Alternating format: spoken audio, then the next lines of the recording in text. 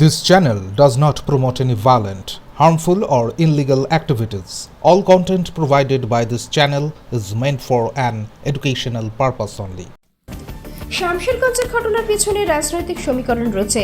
শাসক দল এবং বিরোধী বিজেপি রাজনৈতিক ফায়দা তুলতে এই ঘটনা ঘটিয়েছে। বহরমপুরে সাংবাদিক বৈঠক থেকে এমন অভিযোগ তুললেন কংগ্রেস নেতা অধীর চৌধুরী। পাশাপাশি ঘটনার শুরু থেকে পুলিশ নিশ্চুপ ছিল কেন তা নিয়েও প্রশ্ন তুলেছেন।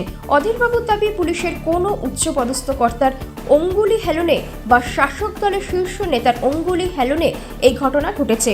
শামশেরগঞ্জে মুসলিমরা হিন্দুদের আশ্রয় দিয়েছে বলে দাবি অধীরের। অধীর চৌধুরী বলেন, জঙ্গিপুরে 70% হিন্দু প্রণব মুখার্জিকে ভোট দিয়ে দুইবার লোকসভায় নিয়ে গিয়েছে। তার ছেলেকে মুসলিম সম্প্রদায় নির্বাচিত করেছে। গত লোকসভা নির্বাচনে আমাদেরকে হারাতে শক্তিপুরে দাঙ্গা লাগানো হয়েছিল। 1 বছর ধরে সেই দাঙ্গার আগুনে জ্বলছে মুর্শিদাবাদ। শামশেরগঞ্জের ঘটনার পিছনেও রাজনৈতিক উদ্দেশ্য রয়েছে। শাসক দল তৃণমূল ও বিজেপি বিরোধী সাম্প্রদায়িক খেলা চলছে। তার কারণেই মুর্শিদাবাদ আজ দাঙ্গায় অশান্ত।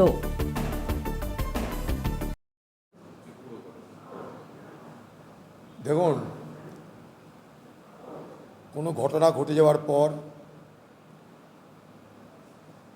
একজনের দোষ আরেকজনের ঘাড়ে চাপানোর মধ্যে কোনো বাহাদুরি নেই।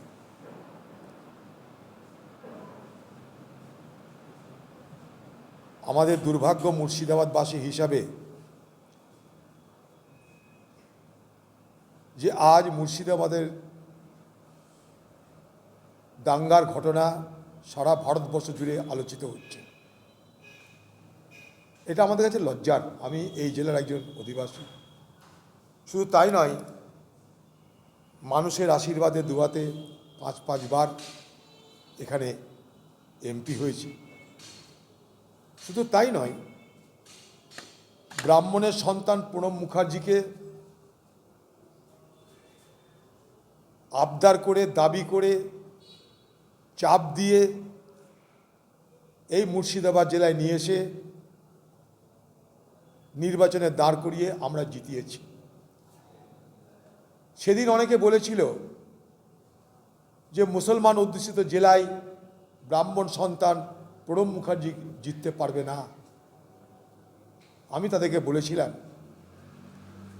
যে যদি ভারতবর্ষে ধর্মনিরপেক্ষতার কোনো আদর্শ স্থান থাকে,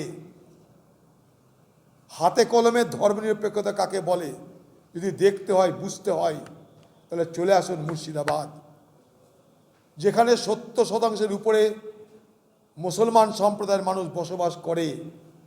অথচ আমি একজন হিন্দু, আমাকে ভোটে জেতাচ্ছে।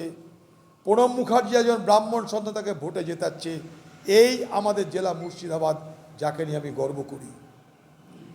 আজকে সেই জেলায় সাম্প্রদায়িকতার বিষ বাষ্পে আক্রান্ত হচ্ছে। এটা ভাবতে, জানতে, শুনতে যেমন বেদনা হয়, দুঃখ হয়, তেমন লজ্জা হয়, ঘৃণা হয়। আজও আমি দৃঢ়তার সঙ্গে বিশ্বাস করি, মুর্শিদাবাদের মানুষ কখনো সাম্প্রদায়িকতার মানসিকতায় আক্রান্ত হতে পারে না।